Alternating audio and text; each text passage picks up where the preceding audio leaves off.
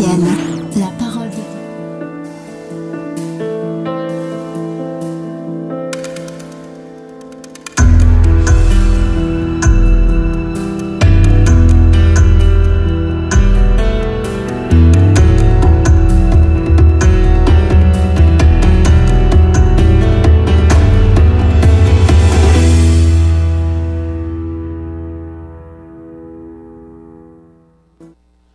Bienvenue. Si c'est la première fois pour toi de te connecter parce que quelqu'un t'aurait parlé de nos séances d'études bibliques hebdomadaires, bienvenue. Toi qui as déjà l'habitude de te connecter tous les mardis, mercredis et jeudis à partir de 21h, heure de New York, bienvenue à tous ceux-là qui nous écoutent depuis la mère patrie. Nous saluons tous ceux-là qui sont du côté de la France. Nous saluons ceux qui sont du côté de la Suède, de la Norvège, de la Finlande, de l'Islande, de l'Allemagne, des Pays-Bas, de la Grèce, de l'Angleterre. Nous n'oublions pas nos frères et sœurs du côté de l'Afrique centrale, le Cameroun, le Tchad, le Congo, Brazzaville, le Congo, Kinshasa, le Gabon, la Guinée équatoriale.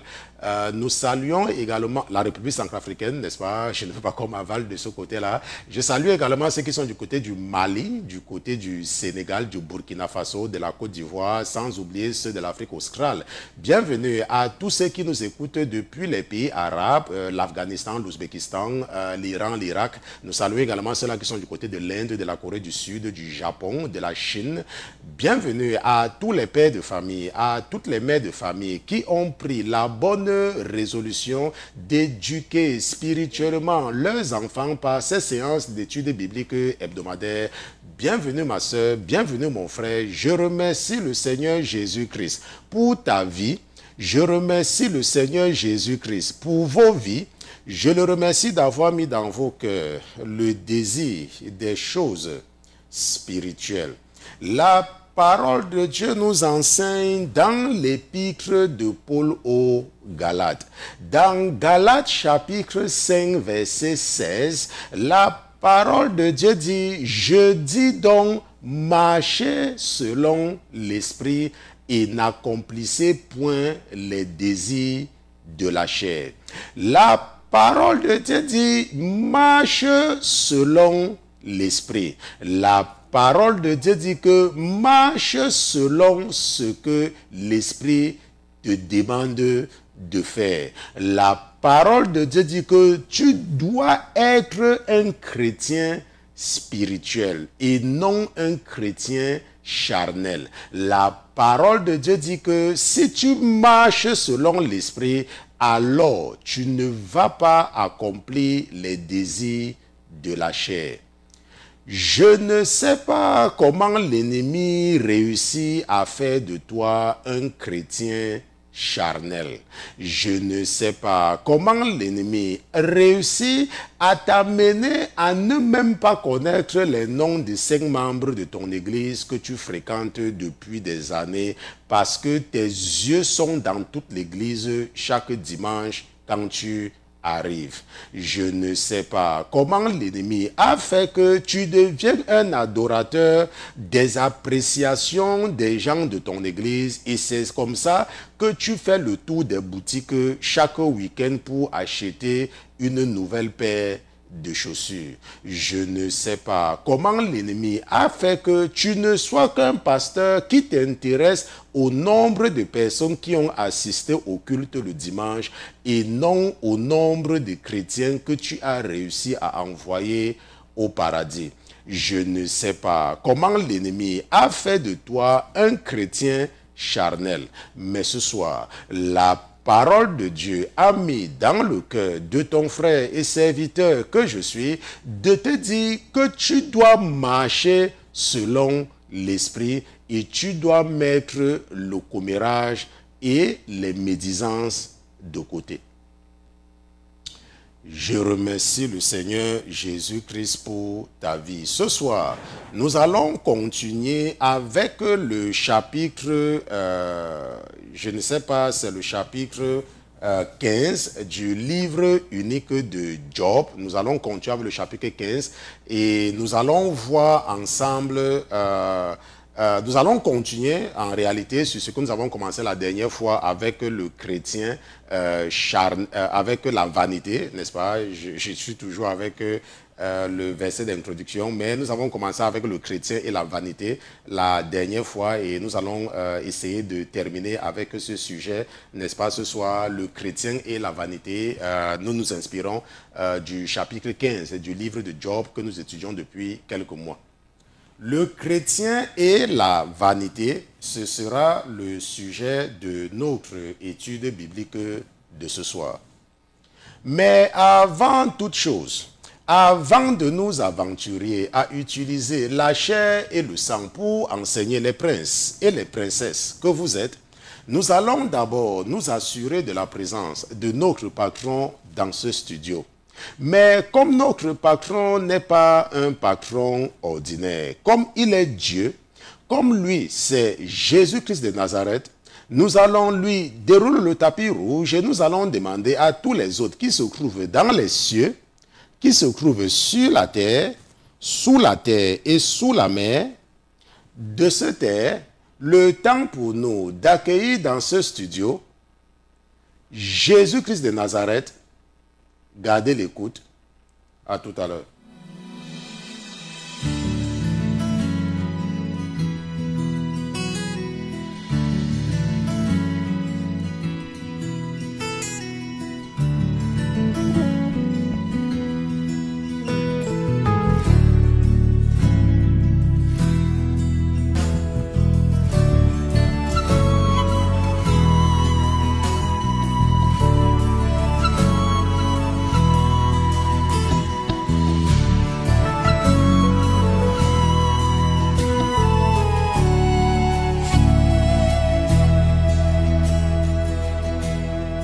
Longue est la nuit et profond le silence, les ténèbres ont l'absence de lumière et d'éclat, de l'ombre à l'oubli, de la peine à la faute, à ne croire à rien d'autre qu'à l'effort sans la foi. Mais j'élève la voix, je me lève et je crois à la vie qui redonne et le souffle et la force aux élans de ma foi. Et je marche et je vois un chemin au-delà, une étoile au matin et la nuit qui s'en va. Père éternel, nous voici de retour en la présence du Dieu de la deuxième chance. Nous voici de retour en la présence du Créateur des cieux et de la terre. Nous voici de retour en ta présence, Papa. Nous voici de retour en toute humilité devant toi, sachant que nous t'avons offensé, sachant que nous avons péché en pensée, sachant que nous avons péché en action et sachant même que nous avons péché par omission. Tu as certainement déposé quelque chose dans nos cœurs et la paresse nous a amenés à ne pas écouter ta voix, Papa. Pardonne-nous nos manquements, pardonne-nous nos offenses et permets-nous de nous asseoir à tes pieds afin que tu nous enseignes tes voies, afin que tu nous aides à nous conformer à ta volonté. C'est toi-même qui avais dit à Caïn, tu avais dit que le péché est couché à la porte, mais qu'il doit dominer sur le péché. Père éternel, nous savons que tant que nous venons vers toi, tant que nous nous assurons toujours d'entendre ta voix, bien sûr que nous serons peut-être lents à écouter et à nous conformer, mais certainement, à force de nous répéter tes lois et tes ordonnances, nous allons finir par comprendre. Et nous savons que tu es un Dieu lent à la colère. Nous savons que tu es un Dieu patient. Nous savons que tu es le Dieu qui a déclaré tes attributs à ton serviteur Moïse. À Moïse, tu avais dit, éternel, éternel, éternel, plein de bonté, riche en miséricorde, mais surtout lent à la colère. Père éternel, c'est à cet attribut de lenteur que nous déclarons aujourd'hui dans le monde spirituel que nous t'aimons. C'est par rapport à cet attribut de lenteur à la colère, papa, que nous avons le courage de nous accrocher à toi et nous prions que tu n'utilises pas une échelle de mesure très élevée pour nous évaluer parce que nous sommes seulement des enfants.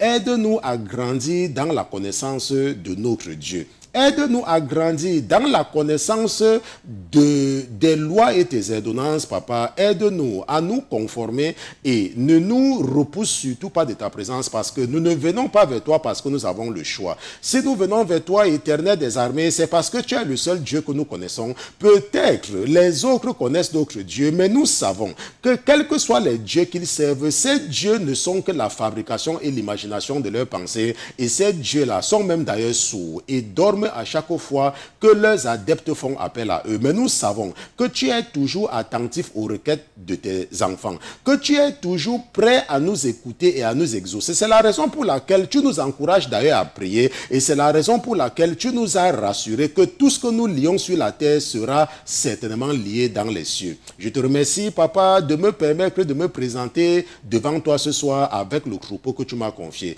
Je te remercie, papa, de me permettre également de te présenter l'équipe que tu as mise autour de moi. Père éternel, permets-moi d'implorer ta grâce et ta miséricorde, non seulement dans leur vie, mais dans la vie de tous ceux qui leur sont chers. Papa, accorde-leur les désirs de leur cœur, afin qu'ils puissent te glorifier en tout lieu et en toutes circonstances. Nous te remercions surtout pour l'esprit de la révélation que tu nous as donné au nom de Jésus-Christ, ton serviteur et tes enfants. D'une seule voix, nous te disons Amen. Amen. Amen.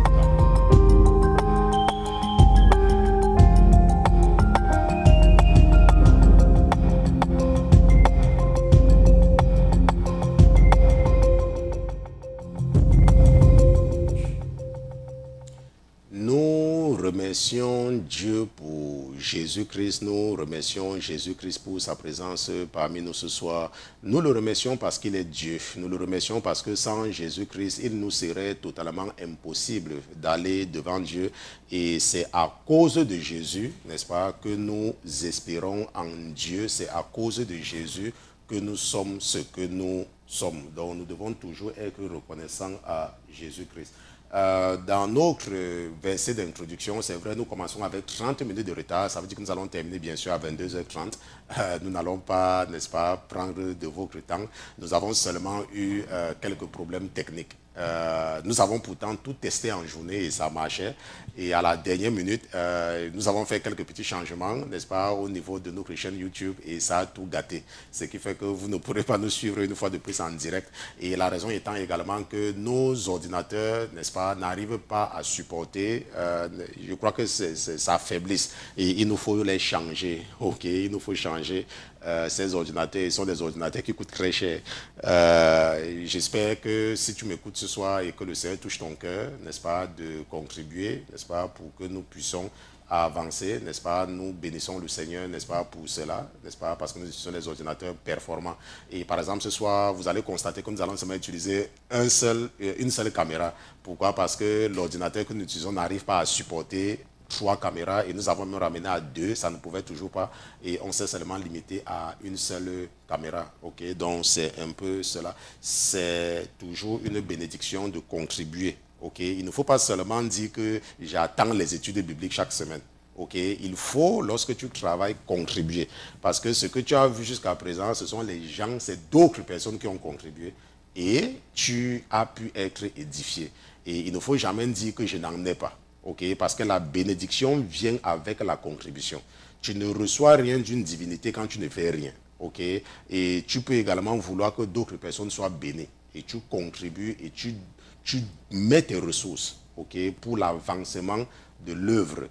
Nous pouvons le faire, mais ça sera égoïste pour nous de prendre toutes les bénédictions. Donc c'est une occasion qu'on te donne, n'est-ce pas, de contribuer à l'œuvre, n'est-ce pas, du royaume, surtout lorsque le besoin se fait sentir. Ce n'est pas quand tu te lèves le matin et tu dis, oh, pasteur Christian, le Saint-Esprit dit que je t'envoie ceci. Non. Ok, tu envoies quand on en a besoin. Ok, et tu pars creuser quelque part en toi. tu peux chercher ça dans toi. Ok, ça c'est pour le travail de Dieu. Maintenant, en verset d'introduction, nous avons vu Galates chapitre 5, verset 16. Et dans Galates chapitre 5, verset 16, que mon épouse va montrer une fois de plus, n'est-ce pas? La Bible dit que je dis donc, n'est-ce pas? Et ça, c'est l'épître de Paul aux Galates. Et c'est Paul, n'est-ce pas, qui avait envoyé cette lettre aux chrétiens qui se trouvaient en Galate, n'est-ce pas, ou en Galatie. Quelque part, c'était quelque part en Europe. Et Paul leur dit, je dis donc, marchez selon l'esprit. Et nous sommes tous d'accord, n'est-ce pas, que c'est vrai, que si nous marchons selon l'esprit, alors nous n'allons pas accomplir les désirs de la chair. Maintenant, nous allons également partir dans Romains chapitre 12, ensemble là-bas, Romains chapitre 12. Mon épouse va vous montrer cela. Regardons un peu ce que Paul nous dit encore dans Romains chapitre 12, verset 1. Paul dit, je vous exhorte donc, frères, par les compassions de Dieu, à offrir vos corps en sacrifice vivant, saint, agréable à Dieu, c'est votre culte raisonnable. Et ne vous conformez point au présent siècle, mais soyez transformés par le renouvellement de votre esprit, afin que vous éprouviez que la volonté de Dieu est bonne, agréable et parfaite, n'est-ce pas? Et Paul dit dans Romains chapitre 12, verset 1, que je vous exhorte donc, frères, par les compassions de Dieu à offrir vos corps. Et si nous partons également dans Galates chapitre 2, là où nous étions tout à l'heure, nous allons retourner dans Galates, n'est-ce pas, chapitre 2, et non, c'est dans Galates chapitre 5. Nous allons retourner dans Galates chapitre 2, et nous allons partir au verset 20, n'est-ce pas? Et Paul dit dans verset 20 que, dans Galates chapitre 2, verset 20 que je suis crucifié avec Christ. Et si je vis, ce n'est plus moi qui vis, mais c'est Christ qui vit en moi. Et si je vis encore dans la chair, je vis dans la foi au Fils de Dieu qui m'a aimé et qui s'est donné pour moi. Et le verset 21 dit que je n'anéantis point la grâce de Dieu, car la justice vient de la loi, car si la justice vient de la loi, Christ est donc mort en vain. Mais ce que nous retenons dans ces trois passages que je vous ai donnés, c'est que Paul dit « je ». On se comprend? Et nous savons que ce qu'il dit là, c'est vrai. Et nous savons que ce qu'il dit là, cela lui a été, n'est-ce pas, ordonné par le Seigneur. Parce que la Bible dit que Jésus a dit à Ananias que « je ai choisi Paul ». N'est-ce pas? Je l'ai choisi. N'est-ce pas? Que je l'ai choisi. Ça, c'est ce que Jésus a dit à Ananias. Et il y a un illuminé, n'est-ce pas, que l'ennemi a bien préparé pendant des années. Et beaucoup de chrétiens, malheureusement, n'est-ce pas, qui marchent selon la chair, n'est-ce pas, ont épousé son message. Et c'était une stratégie du diable, n'est-ce pas, pour préparer ce qu'on avait l'intention de l'utiliser pour accomplir. Ok, parce que le Seigneur me l'a révélé des mois auparavant. On avait l'intention, c'était tout le plan. Et lorsque j'ai écouté cet illuminé la semaine dernière, il disait que quand on écoute Paul, on doit faire attention parce que Paul exprime souvent ce qu'il croit. On se comprend? Et que ce n'est pas tout ce que Paul dit qui reflète la volonté de Dieu. Maintenant, j'ai dit à une de vos sœurs que lorsque tu es intelligent, il ne faut pas te laisser tromper par un ignorant ou par un agent des ténèbres. Quand tu as l'esprit de l'intelligence, il ne faut pas te laisser détourner par un aventurier et un agent du diable. On se comprend? Maintenant, nous venons de voir les passages de Paul. Et nous avons vu Galates chapitre 5, verset 16, qui a un sens. Nous avons vu Romains chapitre 12, verset 1 à 2, qui a un sens. Nous avons vu Galates chapitre 2, verset 20 à 21, qui a un sens. Maintenant, ce que l'ennemi utilise, cet illuminé-là, cet envoyé des ténèbres, c'est pour t'amener à douter de l'évangile. Parce que maintenant, on va te dire que, ok, quand Paul dit souvent « je », c'est sa pensée. Maintenant, à quel moment donc tu sauras que ce n'est pas la pensée de Paul? À quel moment? À quel moment sauras-tu que tu dois rejeter ceci et tu dois rejeter cela? Et l'ennemi réussit à t'endormir. L'ennemi réussit à te faire épouser l'apostasie en utilisant quelqu'un qui a été préparé par les francs-maçons depuis des années dans la communauté francophone. On se comprend. Donc, il faut faire très attention lorsque un certain illuminé se place devant les caméras, n'est-ce pas, sur un podium qui a été béni par les ténèbres, pour dire que quand Paul dit que je ne permets pas à la femme d'enseigner, c'est la pensée de Paul.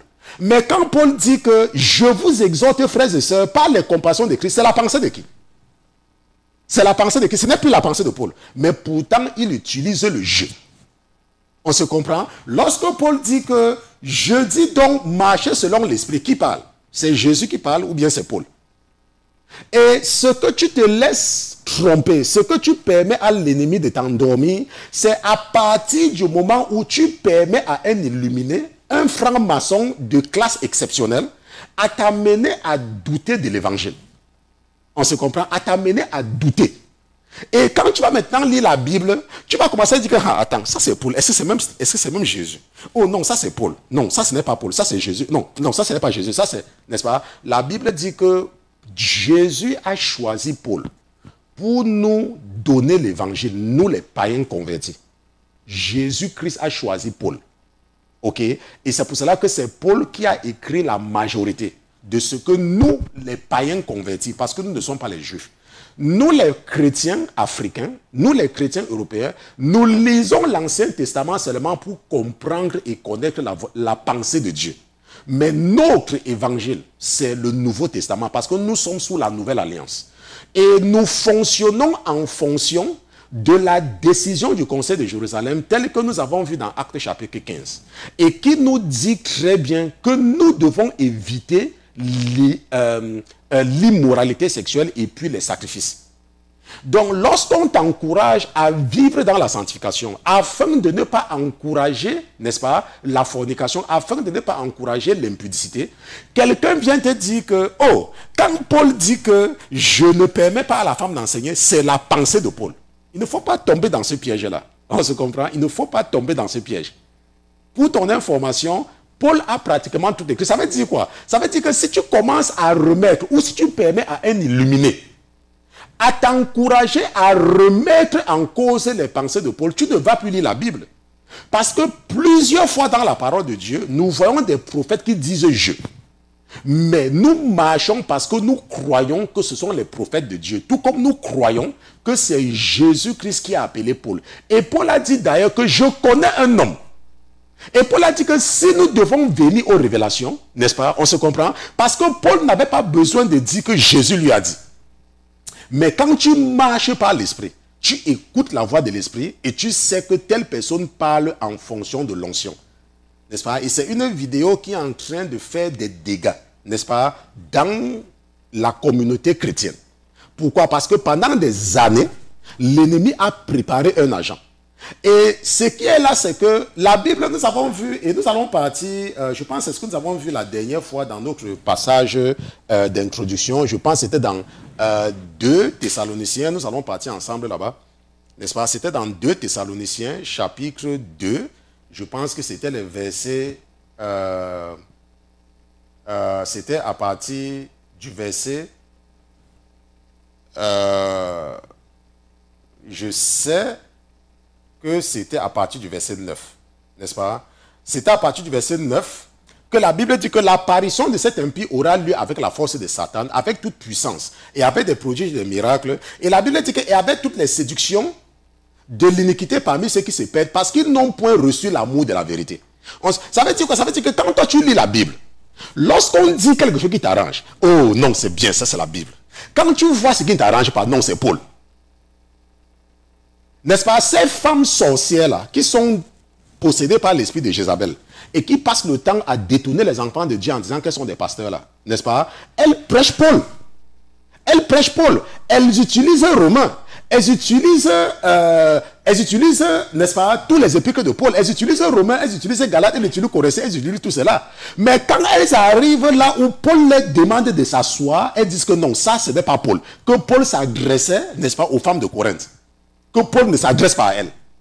Et toi, parce que tu es, je ne sais pas, parce que tu n'aimes pas la vérité. Parce que la Bible dit que parce que tu n'as pas l'amour de la vérité, tu les écoutes.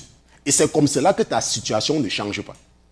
Et c'est comme cela que tu es toujours dans les mêmes problèmes. Parce que ton cœur n'est pas droit devant Dieu. Et c'est l'occasion pour toi de te repentir. C'est l'occasion pour toi d'arrêter à suivre les gens, n'est-ce pas, sur les réseaux sociaux que tu ne connais pas. Et vous savez que le pasteur Christian peut parler. Et il y a des choses que je ne dis pas seulement. Parce qu'on ne m'a pas envoyé pour cela. Mais il faut faire attention avec certaines personnes que tu écoutes. Il faut faire attention avec certaines personnes que l'ennemi te fait écouter. Ok? Paul dit « je ». Parce que c'est comme ça qu'on lui a dit de parler. Et quand Paul veut même démontrer que son « je » n'est pas son « je », Et que c'est le Saint-Esprit, il le dit encore. Donc, le danger c'est quoi? C'est que si tu commences à regarder que, oh, le je, si c'est Paul ou c'est Jésus, le je là, c'est qu'à la fin, tu ne vas croire en rien. On se comprend? Donc, il faut éviter de tomber dans le piège du diable. On se comprend? Évite de tomber dans les pièges du diable. Ça, c'est mon conseil pour toi. Et marche selon l'esprit. On se voit? Marche selon l'esprit. Marche selon l'esprit. Marche selon l'esprit. Un homme converti en vaut deux. OK? Donc, nous allons donc continuer avec le chrétien et la vanité. La dernière fois, et ça, mon épouse va vous montrer cela. Elle va vous montrer moi. La dernière fois, je ne sais pas, toutes ces choses-là, j'ai préparé. Mais pour une raison, n'est-ce pas, que je ne comprends pas, tout ça a disparu de moi. Maintenant, mon épouse va vous montrer, n'est-ce pas, la définition de la vanité que nous avons vue la dernière fois. Présente. N'est-ce pas? Je pense que ça, c'est clair. Nous opérons ce soir avec une seule caméra, bien sûr. Nous avons 3 caméras devant nous, mais une seule est en train d'opérer en ce moment. N'est-ce pas? Nous avons vu que la vanité, c'est le caractère de ce qui est vain. N'est-ce pas? De ceux dont la réalité ou la valeur est illusoire, futile, vide de sens. Je ne sais pas si on est en train de me suivre. OK, n'est-ce pas? Donc, de ce qui est vain, de ceux dont la réalité ou la valeur est illusoire, n'est-ce pas? Futile, vide de sens. C'est le caractère de ce qui est inutile, de ce qui ne peut rester que sans effet. C'est le caractère d'une personne satisfaite d'elle-même, en étalant complaisamment son plaisir de paraître. Ça veut dire quoi, n'est-ce pas? La personne achète, n'est-ce pas, des voitures, des maisons, n'est-ce pas? La personne s'habille, la personne porte les dernières paires de chaussures, la personne fait les dernières coiffures, va acheter les cheveux, même des cadavres pour mettre sur sa tête, n'est-ce pas? Il se plaint des maux de tête. La personne fait ceci, la personne fait cela, la personne met les faux trucs, aller ramasser même je ne sais pas là où on a fait ça, on ramasse les choses, on met là que ça va t'empêcher de vieillir. Laisse-moi te dire. Comme on te dit que les sérums que tu mets là, c'est contre la vieillesse là. OK? Maintenant, toutes les femmes qui sont vieilles là, donc elles n'ont jamais, donc les femmes qui sont vieilles ne connaissent pas que ça existe. Parce que je ne comprends pas comment les femmes sont. Quelqu'un va en enfer, il ramasse le sang des démons et il met dans une bouteille. Et on écrit sur ça que anti-vieillesse. Mais tu es là, tu vois bien les femmes qui sont vieilles. Et tu es en train d'accepter qu'on te trompe qu'en mettant ces choses sur toi, tu ne vas pas vieillir. Donc tu veux dire que toutes les femmes qui sont vieilles là ne savaient pas que ça existait. Il ne faut pas laisser que le diable te trompe. Et après tu vas te plaindre. Oh pasteur Christian, j'ai mal ici pasteur. Oh pasteur, j'ai rêvé. Quelqu'un est venu me gifler pasteur. Oh pasteur, j'ai fait ceci. Il ne faut pas te laisser tromper. Ok, il faut vivre dans le naturel. Et tu vas fermer les portes aux démons dans ta vie. Parce que c'est toutes ces choses que tu ramasses, tu mets sur toi là, qui attirent les démons dans ta vie. On se comprend? Maintenant, nous avons donc commencé avec la première partie de cet enseignement la dernière fois. Et la dernière fois, nous nous sommes arrêtés parce qu'on n'avait pas assez de temps. Et j'ai dit que je devais continuer aujourd'hui par rapport à cela. Donc la dernière fois, nous avons également profité, dans le cadre de cette étude, pour comprendre ce que c'est que la méchanceté.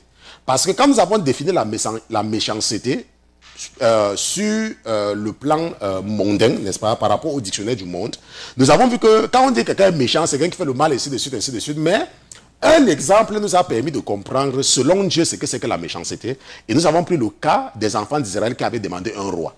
Et leur acte, l'acte de demander un roi, n'est-ce pas, a été qualifié de méchant.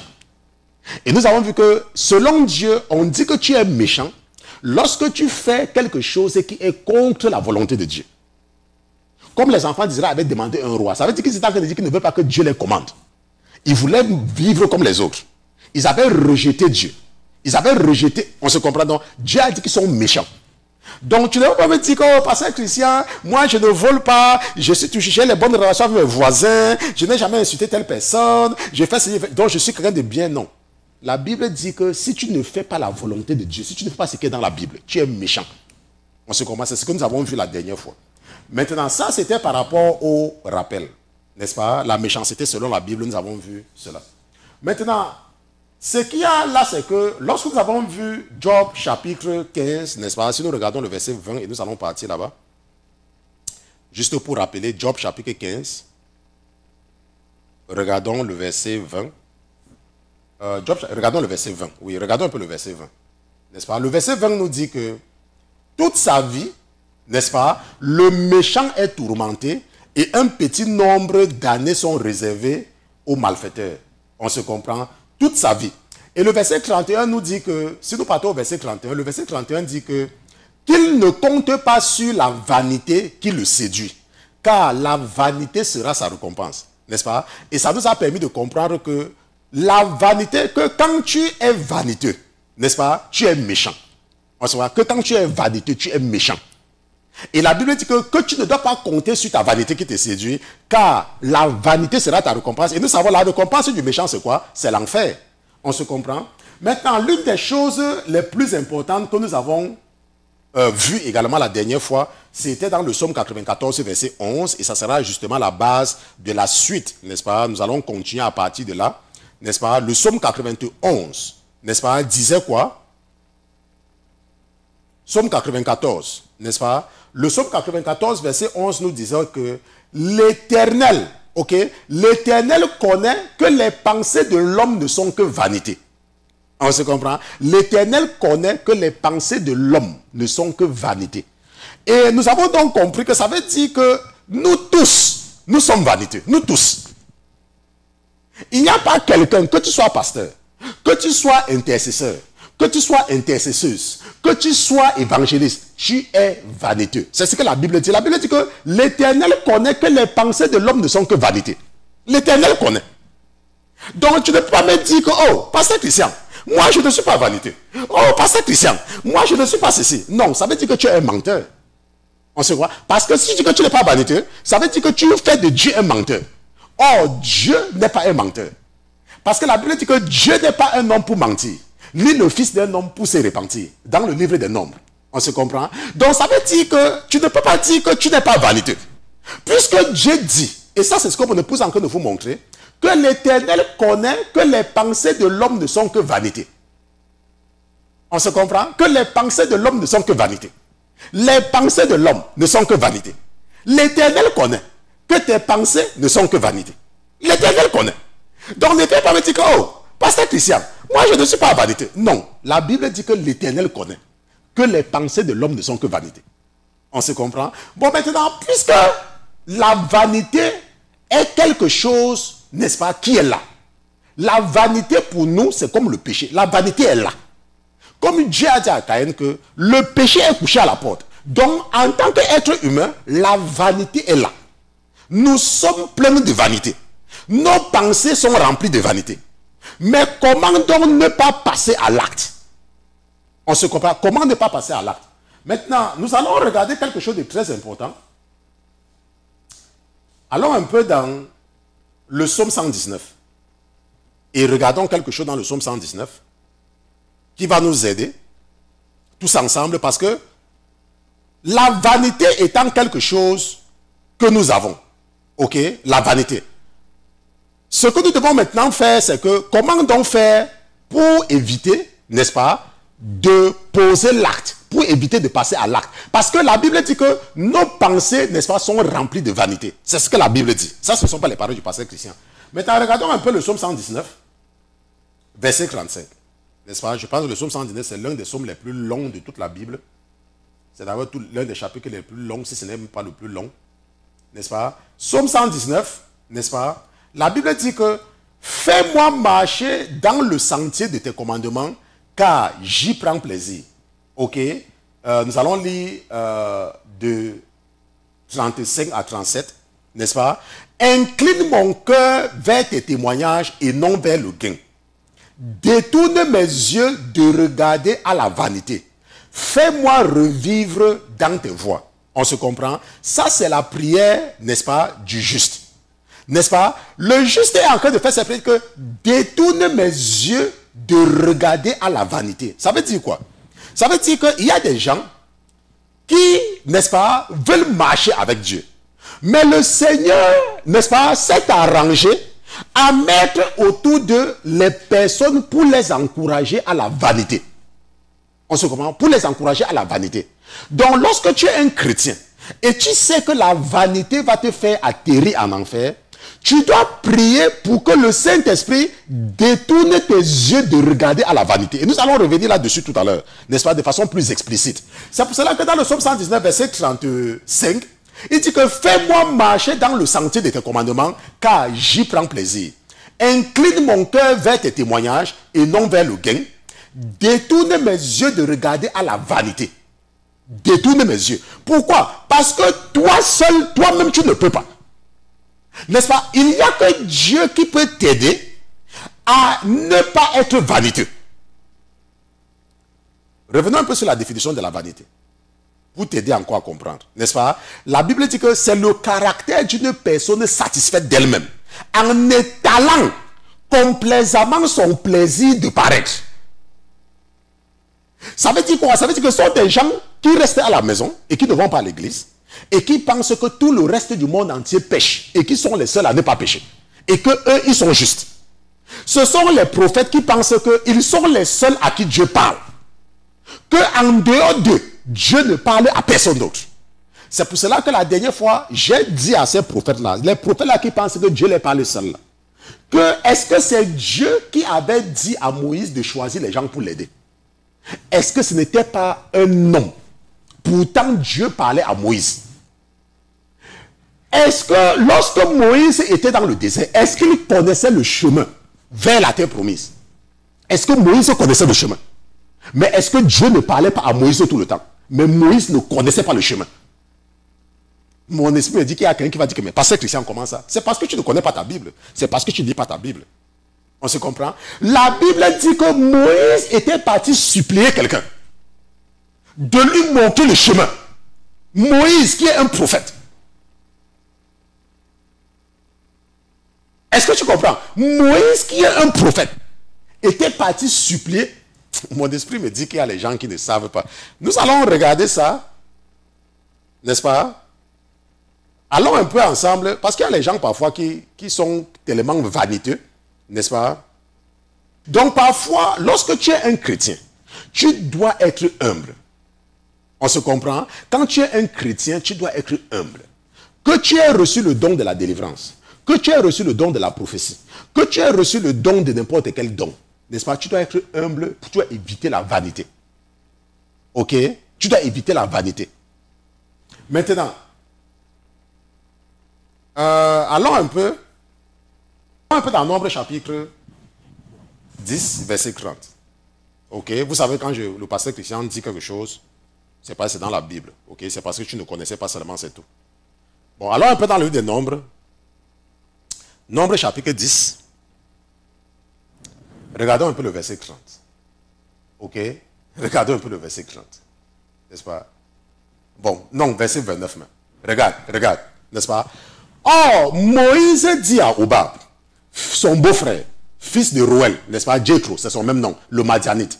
N'est-ce pas? Reuel, Jéthro, c'était le père de Séphora, la femme de Moïse, ou sa première femme, si tu veux. On se comprend? Or, Moïse dit à Hobab, fils de Reuel, le Madianite, beau-père de Moïse, n'est-ce pas? Maintenant, nous partons pour le lieu dont l'Éternel a dit. Nous partons. Je vous le donnerai. Viens avec nous et nous te ferons du bien, car l'Éternel a promis de faire du bien à Israël. N'est-ce pas? Et Hobab lui répondit, je n'irai point, mais j'irai dans mon pays et dans le lieu de ma naissance. Et Moïse lui dit, je te prie, ne nous laisse point, puisque tu connais les lieux où nous pouvons camper dans le désert, et tu nous serviras de guide. Parce que parfois quand le pasteur Christian parle, il y a les gens qui vont dire que oh, le petit pasteur il parle trop. Moïse était un prophète. Et Moïse a fait de demander à quelqu'un que s'il te plaît, Moïse dit que je t'en prie, ne nous laisse point, puisque tu connais les lieux et nous pouvons camper, tu connais les lieux où nous pouvons camper dans le désert, tu nous serviras de guide. Pourquoi Moïse n'a pas dit que oh, moi je suis un prophète, Dieu me parle, Dieu m'a dit que prends le bâton, tourne la mer rouge, Dieu m'a dit que prends le bâton, tourne la mer rouge, et Dieu va nous montrer le chemin. Et la Bible dit que Dieu les conduisait par le chemin la nuit, Dieu les machin, truc. C'est un homme. Moïse supplie un homme mort. Tu m'as dit que tu es un prophète. Parfois Dieu te fait les choses même que tu ne comprends même pas. Mais parce que tu es plein de vanité, tu n'as pas l'humilité de demander à quelqu'un qui a plus d'expérience que toi. Ok? C'est pour cela que dans le psaume tout à l'heure, nous avons vu que détourne-moi. Dans le psaume que nous avons vu, le psaume 139, n'est-ce pas?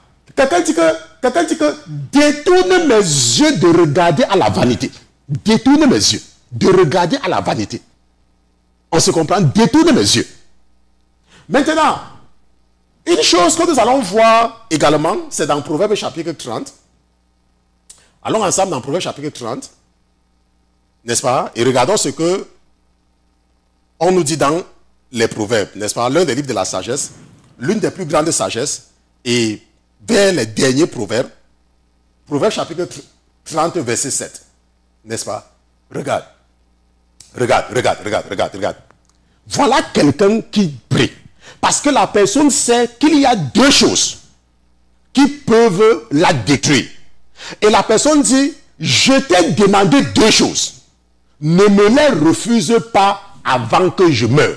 Je t'ai demandé deux choses. La personne est en train de dire à Dieu que, mon Dieu, je t'ai demandé deux choses. Ne me les refuse pas avant que je meure. Quelle est la première chose? Éloigne de moi la vanité et la parole de mensonge. Éloigne de moi la vanité et la parole de mensonge. Et il dit, je t'ai demandé deux choses. Je n'ai pas demandé le don de prophétie. Je n'ai pas demandé le don de guérison. Je n'ai pas demandé le don des miracles. Je t'ai demandé, l'homme le plus sage au monde dit, je t'ai demandé deux choses. Deux. Et ne me les refuse pas avant que je meure. Éloigne de moi la vanité et la parole de mensonge. Ne me donne ni pauvreté. Maintenant, écoute maintenant très bien la définition biblique de la vanité. La définition biblique de la vanité. Rappelle-toi tout à l'heure, nous avons vu la définition selon le dictionnaire. Mais qu'est-ce que la vanité au sens biblique? Qu'est-ce que la vanité au sens biblique? Voilà ça ici. Ne me donne ni pauvreté, ni richesse. Nourris-moi du pain de mon ordinaire. On se comprend? Et de peur que dans l'abondance, je ne te renie et que je ne dise qui est l'Éternel. De peur aussi que dans la pauvreté, je ne dérobe et que je ne prenne en vain le nom de mon Dieu. Voici la définition biblique de la vanité. La vanité, c'est quoi? Ne me donne ni pauvreté, ni richesse. Nourris-moi du pain de mon ordinaire. Ça, c'est la définition biblique de la vanité. On se comprend? Donc, il faut comprendre que lorsque tu es un chrétien et que tu veux toujours avoir, je veux avoir ça, je veux avoir ça, je veux avoir ça, je veux avoir ça. Tu vois quelqu'un, tu entends quelqu'un faire quelque chose, tu veux aussi, tu veux aussi, tu veux aussi. Ça, c'est la vanité. On se comprend? Ça, c'est la vanité. La Bible dit que ne me donne ni pauvreté ni richesse, nourris-moi du pain de mon ordinaire. De peur que dans l'abondance, je ne te renie et que je ne dise qui est l'Éternel. Parce qu'il y a des gens, parce qu'ils ont des moyens. Je me rappelle, il y a une dame que le Seigneur avait disposé mon cœur à lui parler. Et elle était trop remplie d'elle-même. Pourquoi? Parce qu'elle était une responsable. On se voit, elle était responsable. Et elle était remplie d'elle-même. Et elle n'écoutait personne. Quand tu lui parlais, elle avait eu des raisonnements. Et qu'est-ce que le Seigneur a fait? Le Seigneur a fait qu'elle paye de son poste. Pour l'humilier, pour qu'elle écoute. C'est la même chose quand tu es un chrétien qui veut toujours avoir. Et après, tu te retrouves que tu es toujours dans une belle voiture. Tu te retrouves que tu es dans une belle maison. Et tu commences à mépriser tout le monde. Parce que quand tu pars chez les autres, tu vois comment ils sont là. Et tu vois que non, moi j'ai une plus belle maison que là. Mais alors qu'ils sont comme ça, ça commence à faire germer le mépris en toi. Ça commence à te rendre vaniteux. Sans que tu le saches. Parce que ton cœur était toujours sur les grosses choses. Grosse société, gros machin truc, gros salaire, gros machin truc. Et tu ne savais pas que le diable utilisait tout cela, n'est-ce pas, pour faire germer la vanité dans toi. La Bible dit que, n'est-ce pas, de peur que dans l'abondance, je ne te renie et que je ne dise qui est l'Éternel. Et de peur aussi que dans la pauvreté, je ne dérobe et que je ne prenne en vain le nom de mon Dieu. On se comprend? Est-ce qu'on se comprend? Maintenant, ce qu'il faut donc comprendre, c'est que il y a quelque chose qui est très important.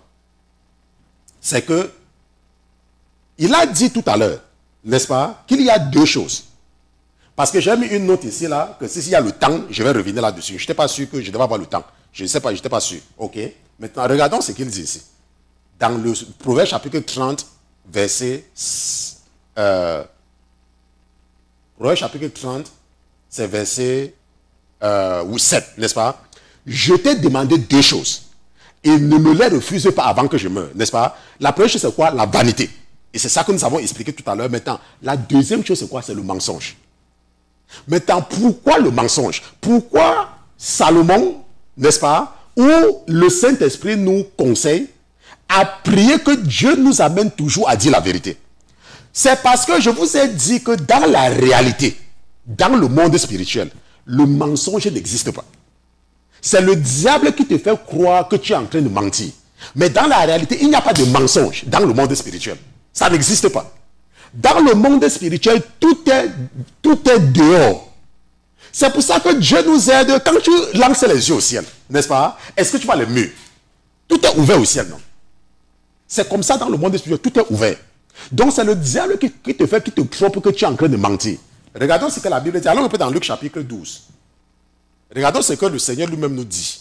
Jésus lui-même dit dans Luc chapitre 12, verset 1 à 3. N'est-ce pas? Luc chapitre 12, verset 1 à 3. Voilà ce que Jésus dit. N'est-ce pas? Jésus dit, cependant, le peuple s'étant assemblé par milliers, tellement qu'ils se foulaient les uns les autres, il se mit à dire à ses disciples. C'est quoi un disciple? Un disciple, c'est quelqu'un qui suit quelqu'un. Nous sommes les disciples de Jésus-Christ. Et les disciples de Jésus-Christ s'appellent les chrétiens. Et la Bible dit que Jésus est en train de te dire, puisque tu dis que tu es un chrétien, n'est-ce pas, que garde-toi sur toutes choses du levain des pharisiens, qui est l'hypocrisie. On se comprend? Et la Bible dit que car il n'y a rien de caché. Ça, c'est Dieu qui parle. Hein? Dieu lui-même, ça c'est Dieu lui-même qui parle. Et nous savons quand Dieu dit quelque chose, ça veut dire que c'est très important. Dieu lui-même, Dieu, il dit, car il n'y a rien de caché qui ne doive être découvert, ni rien de secret qui ne doive être connu. C'est pourquoi les choses que vous aurez dites dans les ténèbres seront entendues dans la lumière. Et ce que vous aurez dit à l'oreille dans les chambres sera prêché sur les maisons. Est-ce qu'on se comprend? Le mensonge, ça n'existe pas. Maintenant, mon esprit me dit que mon fils, mon esprit dit que mon fils, ne finis pas sans les parler de ce que j'ai fait que tu mettes à côté là. Ne termine pas sans les parler. Maintenant, qu'est-ce que l'esprit a dit que tu ne dois pas terminer sans parler? C'est ce que je croyais que je n'avais pas eu le temps. Retournons dans le Proverbe chapitre 30. N'est-ce pas? Et c'est quelque chose que je vous dis toujours. Proverbe chapitre 30. N'est-ce pas? C'est où Proverbe? Toi, tu te caches, tu ne vas pas partir. Tu es ici devant moi. Donc, tu te caches, je vais toujours te retrouver. N'est-ce pas? Regardons le verset 10. N'est-ce pas? Voilà ce que ça dit. La Bible dit que ne calomnie pas le serviteur devant son maître, de peur qu'il ne te maudisse et qu'il ne t'en arrive du mal. Maintenant, vraiment, j'aime la Bible. Hein. La Bible, là, c'est pour ça que je passe ma vie à étudier la Bible. Regardons quelque chose ici, là. Je vais te montrer un secret. Ok, je vais te montrer un secret. Prenons ceci, là, collons ça ici. Ok, et enlevons ceci, là. Mettons ceci en noir. Parce que c'est ça que nous voulons. Maintenant, ah, regarde, mettons celui-ci en rouge. Et mettons celui-ci en rouge. Et mettons celui-ci en rouge. Ok, voilà. Maintenant, regardons. Mon épouse va vous montrer cela. Voilà ce que Proverbe, on me dit de corriger. N'est-ce pas? Je vais corriger. Moi, je suis un enfant très obéissant. C'est pour ça que le Seigneur, même parce que moi j'obéis, hein. Proverbe chapitre 30, ça c'est le verset 10.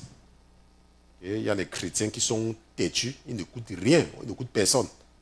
Et ils disent que, oh, pourquoi le Seigneur ne m'utilise pas? Parce que tu n'écoutes pas. On sait que tu es un chrétien rebelle. Et Dieu ne parle pas aux rebelles. Ok? Maintenant, voilà ce que la Bible dit. Proverbe chapitre 30, verset dit que ne calomnie pas le serviteur devant son maître, de peur qu'il ne te maudisse. n'est-ce pas? Et qu'il ne t'en arrive du mal. Bon, maintenant, si tu es un chrétien et que tu as l'Esprit de Dieu, ok, maintenant, qu'est-ce que Jésus venait de nous dire dans Luc chapitre 12, verset 1 à 3? Dans Luc chapitre 12, verset 1 à 3, nous avons vu quelque chose de très important. Luc chapitre 12, n'est-ce pas? Nous avons vu quelque chose de très important, que car il n'y a rien de caché qui ne doive être découvert, ni rien de secret qui ne doit être connu. C'est pourquoi les choses que vous aurez dites dans les ténèbres seront entendues dans la lumière, et ce que vous aurez dit à l'oreille, n'est-ce pas? Et la Bible dit que ne calomnie pas le serviteur devant son maître. Maintenant, le serviteur, c'est qui? Le serviteur, n'est-ce pas? Si tu remplaces ici que dans un cas où le serviteur, c'est le pasteur, le maître, ça sera qui? Le pasteur est au service de qui? De Jésus. De Jésus-Christ. Non, mon esprit me dit qu'enlève Jésus-Christ, que met Dieu. Ok? Je mets Dieu. Ok? Voilà. Maintenant, prenons seulement le cas où ne calomnie pas le serviteur, le pasteur, devant son maître. Maintenant, comment est-ce que tu calomnies le pasteur? Rappelle-toi, Luc chapitre 12. Luc chapitre 12 dit que les choses que vous aurez dit dans les ténèbres seront entendues dans la lumière. Et ce que vous aurez dit à l'oreille dans les chambres. Ça veut dire quoi? Ça veut dire que quand tu parles mal d'un pasteur à quelqu'un, tu dis que oh, le pasteur Christian a fait ceci, oh, le pasteur tel a fait ceci, le pasteur machin, on se comprend? Dieu est Dieu, non? Ça veut dire que tout ce que tu es en train de dire là, Dieu est en train d'écouter. N'est-ce pas? Et la Bible dit que si tu calomnies un pasteur, n'est-ce pas? Dieu va te maudire. Voilà, c'est ce que c'est écrit ici. N'est-ce pas? Ne calomnie pas le serviteur devant son maître de peur qu'il ne te maudisse et qu'il ne t'en arrive du mal. C'est pour cela que je vous donne ce conseil-ci tout le temps. N'est-ce pas? Tout le temps, je vous donne ce conseil. Tout le temps. Parce que le pasteur, c'est un serviteur. Et la Bible dit que ne parle pas du mal du serviteur de Dieu. Ne parle pas du mal. Bon, maintenant, je vous ai parlé tout à l'heure d'un illuminé. Moi, je suis un pasteur.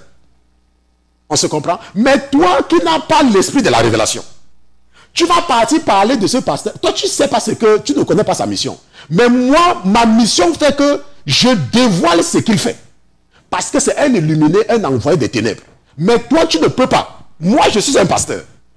On se comprend? Moi, je suis un pasteur. Et la Bible dit que quoi? Que c'est le fait contre le fait. On se comprend? C'est le fait contre le fait. Bon, maintenant, ce que nous avons compris dans cet enseignement, c'est quoi? C'est que dans Proverbe chapitre 30, nous avons compris quelque chose dans Proverbe chapitre 30, n'est-ce pas, qui est très important, et c'est là où nous sommes en train de retourner, parce que nous étudions le chrétien et la vanité. Nous avons vu dans Proverbe chapitre 30, n'est-ce pas, c'était, n'est-ce pas, à partir du verset 7, n'est-ce pas, que je t'ai demandé deux choses. Ne me les refuse pas avant que je ne meure, n'est-ce pas, avant que je meure. Éloigne de moi la vanité et la parole de mensonge. Et nous avons vu que la Bible définit par la suite ce que c'est que la vanité. Et la Bible dit que la vanité, c'est que tu ne dois pas trop avoir et tu ne dois pas trop... Donc, ne me donne ni pauvreté ni richesse. Ça veut dire quoi? Ça veut dire que lorsque tu es un chrétien, tu dois te contenter, n'est-ce pas, du peu qui te suffit pour vivre. Tu dois te contenter de cela. Ce n'est pas que tu dois amasser. Jésus a dit que ne vous amassez pas. C'est pour ça que dans l'Ecclésiaste, la Bible dit que vanité des vanités, dit l'Ecclésiaste, vanité des vanités, tout est vanité. Ne vous amassez pas.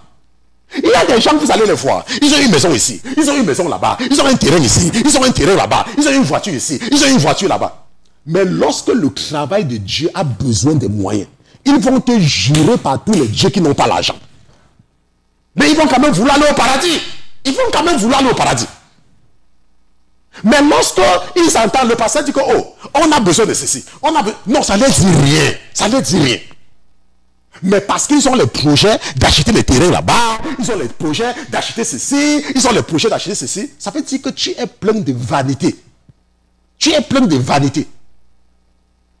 Tu as déjà vu une personne vivre dans deux maisons? Quelqu'un qui se met dans une seule maison, non? Mais toi, tu n'as pas deux, tu n'as pas trois, tu n'as pas quatre, tu n'as pas cinq. Tu veux toujours avoir. Ça veut dire que c'est la vanité. Ça veut dire que tu es plein de vanité. Et la vanité, c'est la méchanceté. C'est ce que nous avons vu. que le méchant ne doit pas se laisser séduire par la vanité. Le méchant ne doit pas se laisser séduire par la vanité. C'est ce que nous sommes en train de voir. Et l'homme le plus sage a dit à Dieu que pardon mon Dieu, avant que je ne meure, avant que je meure, je te demande deux choses. Éloigne-moi de la vanité. Éloigne de moi la vanité. Éloigne de moi, je ne peux pas, je ne peux pas, je ne peux pas. Donne-moi ce qui me suffit. Il dit, nourris-moi du pain de mon ordinaire. Nourris-moi de tout ce que... J'ai seulement besoin de ça. Je vous ai raconté comment, lorsque le Seigneur m'a appelé, il m'a fait une promesse. Il m'a dit, si tu me sers, tu ne manqueras jamais de rien. Si tu me sers, tu ne manqueras jamais de rien. C'est la promesse qu'il m'avait faite. Quand j'étais dans la maladie. Et quand je sortais déjà. Et il m'a dit que si tu ne mets pas ton cœur sur l'argent, je vais t'utiliser puissamment. Si tu ne mets pas ton cœur sur l'argent. Et je vous ai dit plusieurs fois ici, même pour ceux avec qui je travaille, vous pouvez, quand vous travaillez avec moi, vous pouvez savoir que le cerveau que j'ai ici, je ne sais pas combien de personnes est-ce que Dieu a créé avec le cerveau aussi. Mais moi, c'est que le travail que je fais, quand moi je vais au travail, votre soeur connaît. Je porte un simple pantalon jean avec un tricot qui est... Je suis comme n'importe qui quand je vais au travail. Je n'ai pas besoin de partir comme les gens avec les vestes et tout. Même les gens qui me connaissent, il y a les gens qui me connaissent. Tu te contentes de ce que tu as. Mais tu dis que tu es un chrétien. C'est toi qui veux qu'on sache que ton enfant va à l'école dans telle école. C'est toi qui veux qu'on sache que ton enfant va à l'école dans telle université. Oh, mon fils va ici, hein? Mon enfant va ici, hein? Mon enfant a telle chaussure, hein? Mon enfant a tel sac, hein? Mon enfant a le iPhone, hein? Vanité des vanités. Dit l'Ecclésiaste, vanité des vanités. Tout est vanité. Et la Bible dit que la vanité, c'est la méchanceté. Est-ce qu'on se comprend? La vanité. C'est la Bible qui a dit que la vanité, c'est la méchanceté. Donc tu dois prier. Comme nous avons vu avec les différents psaumes, n'est-ce pas? Le psaume 119. Fais-moi marcher dans le sentier de tes commandements, car j'y prends plaisir. Incline mon cœur vers tes témoignages, et non vers le gain. Détourne mes yeux de regarder à la vanité. Ça, c'est David qui fait la même prière que l'homme le plus sage. Et nous savons que la Bible dit que David est quelqu'un qui aimait Dieu. Mon esprit me dit que termine avec ça. Psaume 119. Retournons là-bas et c'est là où nous allons terminer. Psaume 119. N'est-ce pas? Voilà ce que le psalmiste nous dit. Psaume 119. Regardons, n'est-ce pas, le verset 35. Ça dit quoi? Voilà la prière de quelqu'un. N'est-ce pas? Il dit, fais-moi marcher dans le sentier de tes commandements, car j'y prends plaisir. Incline mon cœur vers ta parole, et non vers le gain. Les gens qui veulent toujours gagner. Ils font un travail ici, demain ils veulent l'autre, ils veulent seulement gagner. Et la Bible dit que détourne mes yeux de regarder à la vanité. Détourne mes yeux. L'autre a dit que je te demande deux choses. Le mensonge et la vanité. Et celui-ci est en train de prier que détourne mes yeux, Seigneur, de regarder à la vanité. Vanité des vanités. Tu as déjà vu qui être enterré avec ses voitures? Tu as déjà vu qui être enterré avec ses maisons? Pourquoi ton cœur, pourquoi le diable a endurci seulement ton cœur pour que tu ne puisses pas aider les gens? Parce que tu veux toujours avoir, tu veux toujours emmagasiner. Tu ne peux pas te contenter de ce que tu as. Et c'est comme ça que tu calomnies les gens à ton lieu de travail parce que tu veux cette promotion-là. C'est pour ça que tu calomnies les gens dans ton église. Parce que tu veux le pouvoir.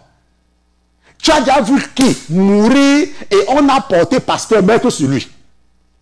Tu as déjà vu qui mourir et on a porté intercesseur maître sur lui. Tu as déjà vu qui mourir et on a porté que la personne s'est parlé en langue et maître sur lui. Tu as déjà vu qui? Quand tu meurs, on te prend, on te met à la morgue et ton corps devient la glace. Et après, on t'enlève, on te lave comme le poisson. Et on met un habit sur toi, on te jette. Et tu pourris. Tout le monde, c'est comme ça. Ta part ne sera pas différente. Je dis que ta part ne sera pas différente. On ne va t'enterrer avec rien. Donc le meilleur investissement que tu puisses faire, c'est d'investir dans l'œuvre du royaume de Dieu. Mais tu es là, tu écoutes le pasteur Christian depuis des années. Chaque fois on dit que, oh, on a besoin de ceci. Ton cœur est dur. Le diable est dur sur ton cœur. Oh, ne contribue pas. Il est aux États-Unis. Tu vas envoyer l'argent, machin, ainsi de suite. Et tu dis que tu n'as, on te dit que non, tu n'as rien. Tu peux envoyer combien? Tu n'as même pas l'argent, machin. C'est comme ça qu'on te dit, il y a beaucoup de gens comme ça. Ils ont déjà écouté tous nos enseignements. Mais la vanité. Ce n'est qu'un exemple que je prends. Hein. Je vous dis que je prends l'exemple du pasteur Christian seulement pour l'exemple des pasteurs. Ok? Je ne suis pas en train de dire que viens me donner l'argent. Si le Seigneur met dans ton cœur de contribuer à mon ministère, amen. Mais je ne suis pas là pour demander l'argent à quelqu'un. Je suis en train de prendre un exemple. Comme pour les églises. Ok? Je ne suis pas là pour demander l'argent aux gens. On se comprend? Donc ça, c'est très important de comprendre. Nous sommes arrivés, n'est-ce pas, au terme de l'étude biblique de ce soir, n'est-ce pas, malgré toutes les difficultés techniques. Nous avions l'intention d'être en direct sur YouTube, mais pour une raison que nous ne comprenons pas, on n'a pas pu être en direct, mais demain, peut-être que ce sera la bonne, n'est-ce pas? Nous allons encore travailler là-dessus. Je pense que nous allons retourner sur notre ordinateur de départ. On croyait qu'on pouvait obtenir les meilleurs résultats avec le nouvel ordinateur, mais c'est plutôt pire, n'est-ce pas, que ce que nous avions avant. Donc nous allons retourner sur ce que nous avons utilisé depuis jusque-là et nous allons, n'est-ce pas, essayer, n'est-ce pas, d'avoir un autre ordinateur plus performant pour pouvoir travailler. Donc, si tu nous écoutais pour la première fois, nous sommes la Sainteté FM, la Sainteté Télévision. Nous sommes un ministère d'enseignement et d'édification. Nous ne sommes surtout pas un ministère évangélique. Peut-être, tu nous as écoutés pour la première fois et tu vis, n'est-ce pas, aux États-Unis, tu vis dans l'État du New Jersey où nous sommes. Nous avons une église locale maintenant que nous sommes en train de mettre sur pied et nous nous retrouvons tous les dimanches à partir de 10h. 10h, 12h30, c'est notre culte du dimanche. Peut-être que tu connais quelqu'un, tu es en France, tu connais quelqu'un qui te dit qu'il cherche une église. Voilà, ça s'affiche là, l'adresse est là-dessus. Je pense que c'est ce que mon épouse est en train de nous montrer.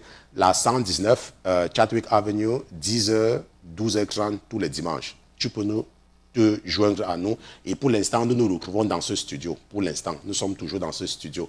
Maintenant, tu es un jeune et tu veux être connecté au Seigneur et tu ne sais pas par où commencer, tu ne sais pas comment lire la Bible, tu ne connais pas. Il y a également un groupe. Nous avons un groupe qui s'appelle Jeunes pour Jésus-Christ, n'est-ce pas? Et si tu veux, tu peux nous écrire à jeunespourjésus-christ@sainteté.com et on va t'ajouter, n'est-ce pas, sur notre forum. Sur ce forum-là, tous les jours, on lit la Bible. Et c'est comme ça que tu peux, n'est-ce pas, t'exercer à lire la Bible. Et je pense également que même les jeunes même doivent commencer à prier, n'est-ce pas? Ils doivent aussi apprendre à prier. Et si tu es une femme et tu as perdu, n'est-ce pas, tout enthousiasme, tu n'es plus motivé à cause de toutes les abominations que tu vois dans ton église, nous avons un groupe de femmes, ça s'appelle Femmes partagent la parole. Dans ce forum, n'est-ce pas, les femmes, on les encourage à lire la Bible et on les donne des tests, n'est-ce pas, et personne n'échoue de toutes les façons, mais ça les encourage à lire la Bible et à répondre aux questions qu'on les pose. Et nous avons également un groupe de prière, mais là, il faut vivre dans la sanctification pour être admis dans le groupe de prière. Donc, si tu es une femme qui vit dans la sanctification, n'est-ce pas, tu peux également joindre le forum des femmes, Femmes partagent la parole, et nous allons t'évaluer pendant des mois. Ok, ce n'est pas que tu vas venir nous dire que je vis dans la sanctification, je vais être dans le groupe de prière. Ce n'est pas comme ça que ça marche avec nous, n'est-ce pas? L'esprit que Dieu nous a donné nous permet, n'est-ce pas, de te scanner, n'est-ce pas? Nous allons te scanner, nous allons tellement te scanner, n'est-ce pas, avant de t'admettre dans le groupe, n'est-ce pas, des femmes sanctifiées. Et si, n'est-ce pas, tu nous écoutais pour la première fois, n'est-ce pas, nous nous retrouvons 2 fois par semaine, mardi et mercredi à partir de 21h heure de New York.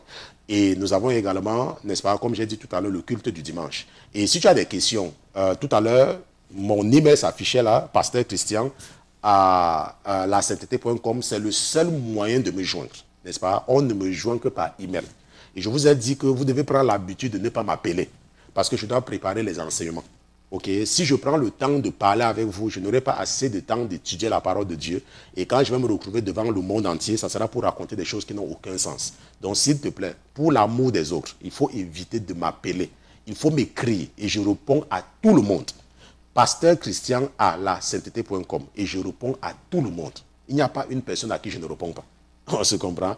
Et si tu veux contribuer à ce ministère, tu as écouté, le Seigneur a touché ton cœur ce soir, écris-nous à contact à la sainteté.com, contact, comme contacter à la sainteté.com, et la sœur va te dire comment contribuer à ce ministère pour recevoir, n'est-ce pas, ta bénédiction. Nous allons prier.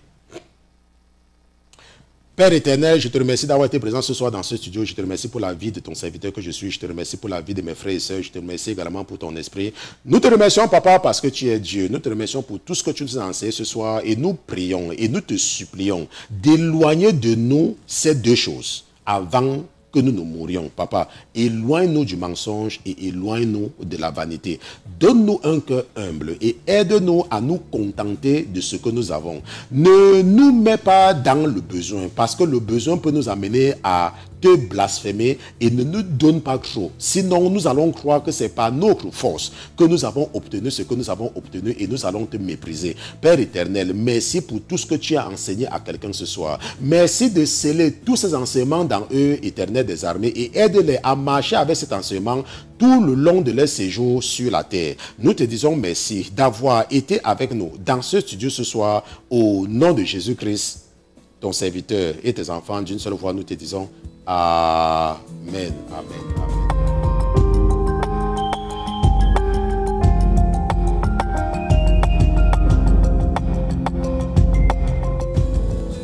La Sainteté FM, votre station chrétienne. La parole de Dieu non diluée.